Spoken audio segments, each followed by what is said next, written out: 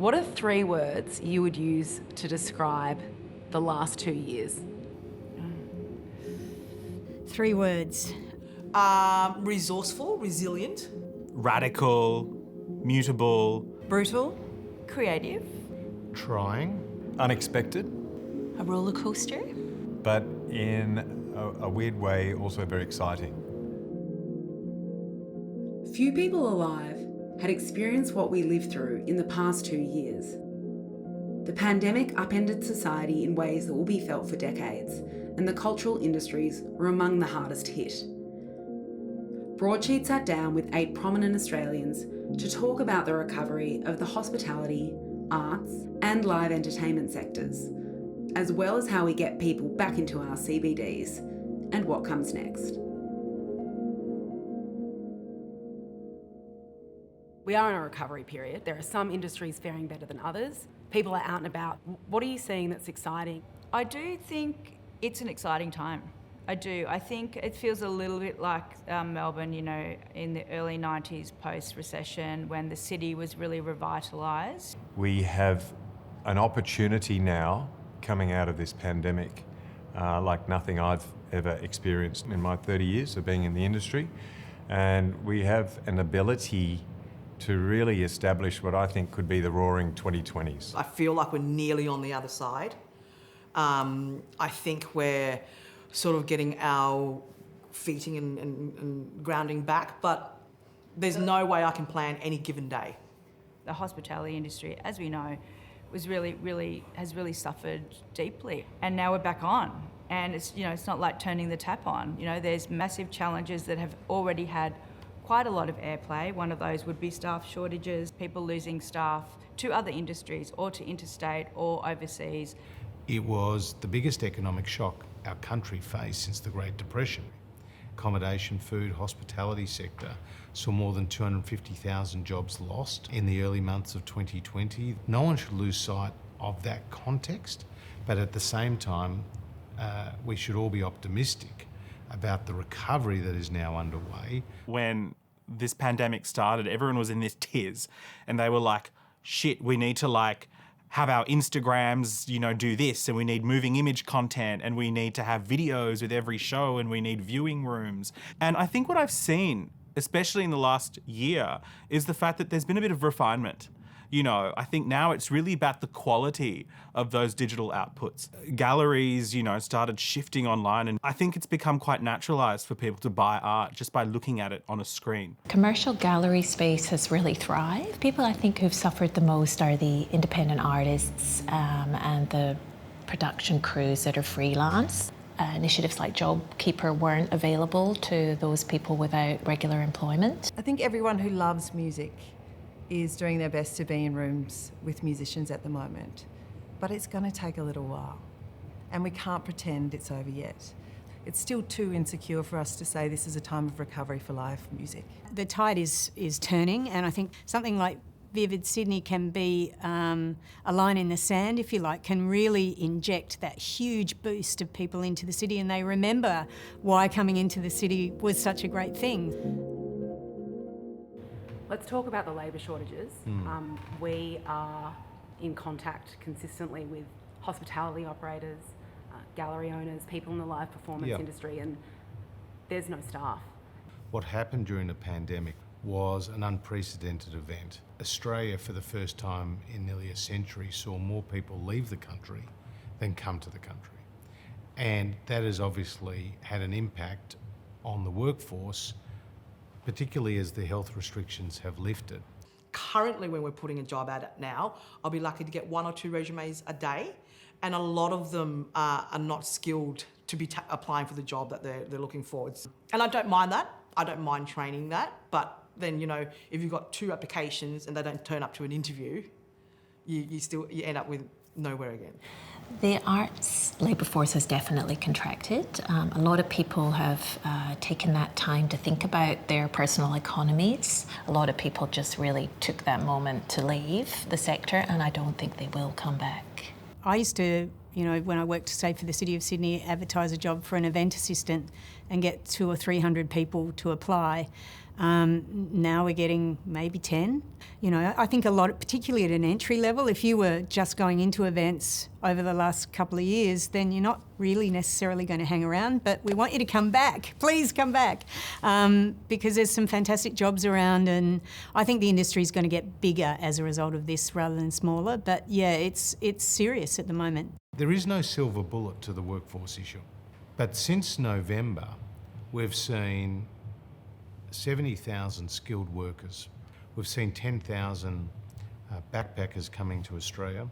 We've seen 130,000 international students come to Australia. A number of them also play a role in the hospitality industry. The challenges of finding that workforce, that will take time.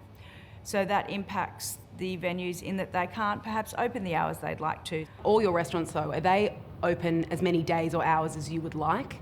I mean, the immediate and the obvious answer is no. You know, we are still, a lot of our venues are trading on 5 days through lack of staffing. 5 days, 5 nights, so 10 shifts.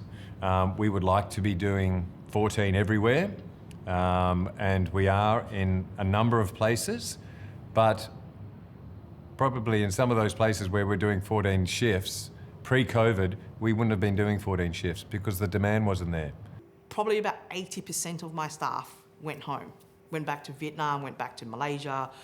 Trying to woo them to come back now. I think the government is talking about dropping application visa fees and all these things, but the announcements they're making is quite late because we've missed out on first semester now. It'll be second semester, which is after the July, August. I did a gig at Brunswick Ballroom the other day. Almost impossible to find crew because they're just human beings who need to survive. They've had to retrain during the last 2 years in other areas where they can make a living. What do you want to see in terms of government support for the sector? Our audiences are still tepid. They are afraid. That is fair enough. In this interim, what we need is serious billion-dollar government investment in this sector. You cannot fatten a calf the day before market. This needs to be long-term strategic ministerial involvement from a federal level. The infrastructure of artist-run or independent spaces has really been demolished. It's really difficult for people who are starting out to actually have people see and engage with their work. 10 years ago, when I was starting out, you know, there were more kind of experimental physical spaces where I could, you know, present my ephemeral installation of garbage on the floor. There's been significant funding cuts to the arts in the budget, and when the RISE funding comes to an end, after that arts funding kind of drops off a cliff in future years. That's been met with devastation, I think, by people in the arts community. We put more than $500 million into various programs like RISE, which have helped everything from Moulin Rouge to, you know, the Gympie Music Festival to the Melbourne Chamber Orchestra. We've helped the galleries.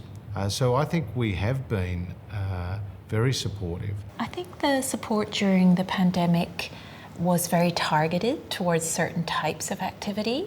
A lot of for-profit activity, cultural activity was supported there, and a lot of small to medium or individual artists were precluded because they couldn't make the case for the economic impact of their work. If you give a big chunk of funding to the meat industry, it doesn't trickle down to the banana industry. If you give a big chunk of funding to an opera organisation, it's wonderful, but it doesn't trickle down to the majority of the small operators who make up the constellation of the Victorian music scene. The last time we really saw a government support and understand the broader value of what a creative sector that's well invested in brings to a country like Australia was the 70s. If you take out that really rich, dense undergrowth, then the forests can't thrive, and I think that's what's happened in this period. Very little funding was getting down to the grassroots, to the individuals. If they don't receive support, everything above them in the food chain is going to feel that eventually. Maybe not immediately, but that is the engine room of the sector, and they're the people least encumbered by requirements of institutions and organisations, so they're the most free to have new ideas. The federal government plays a very significant role. Also, the state government has a role here too, and they've been playing that role.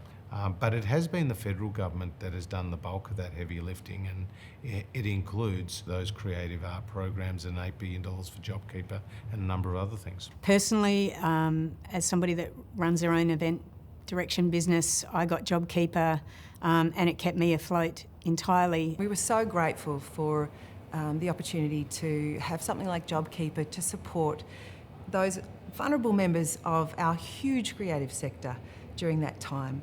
But when that was pulled earlier than it should have been in our industry, and when I saw all of my peers go in and argue passionately in government for an insurance scheme that would underpin the live music industry so that we could go back into rooms together, when that was dismissed and repeatedly voted against, I think there is still a general feeling of absolute frustration that there is no safety net.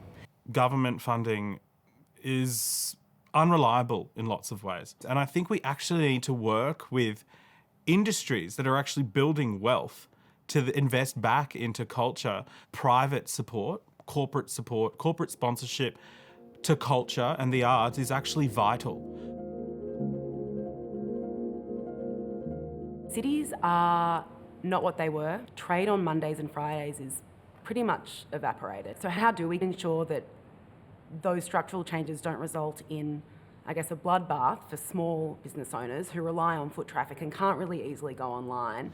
Some of the really big employers in our CBDs are now asking their staff to come back, and I think that offers hope for the future. The foot traffic numbers that you see through the City of Melbourne are showing that it's definitely, on the rise. It's slow. I feel like the top end operators, the Gimlets, the Grill Americanos, et cetera, those venues will always have an audience for a celebration, a big night out. It's the sandwich guy, it's the coffee guy. The places that need foot traffic to sustain themselves, that's the real challenge. I mean, I think ultimately it'll be driven by the younger workforce that want to come in and want to come together.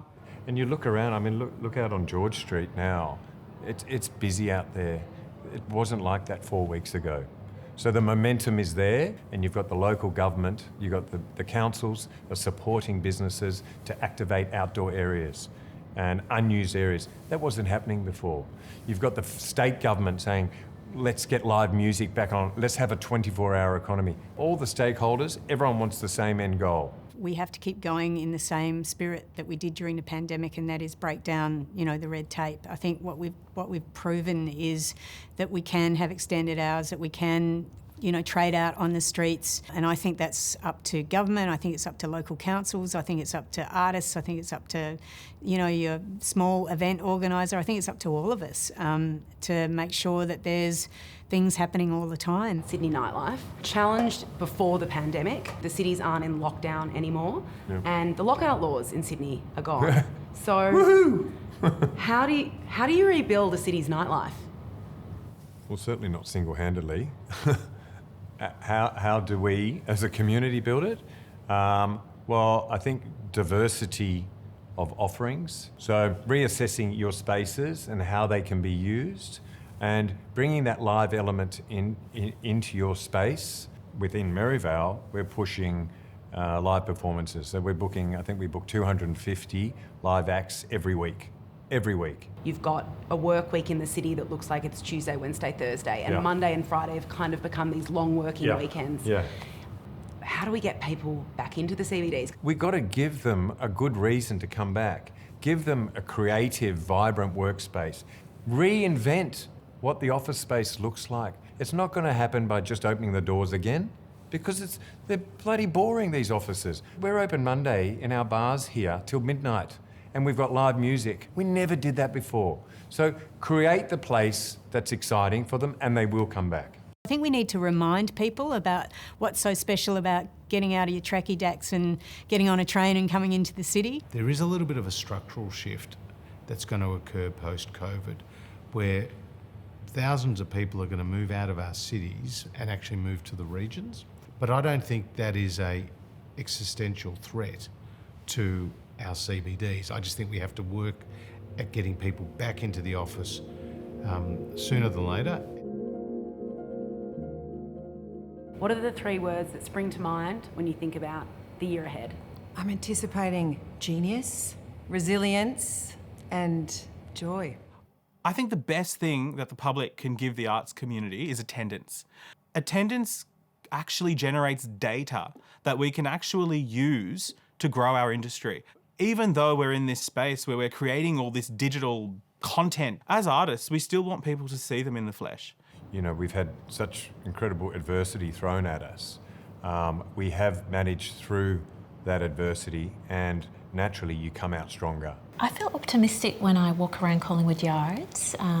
We are very busy. I feel a certain determination and maybe a renewed commitment from a lot of artists that yes, they continue to be taking blows, but those that have stayed in the sector have a sort of dogged determination and a commitment to their work that's really strong.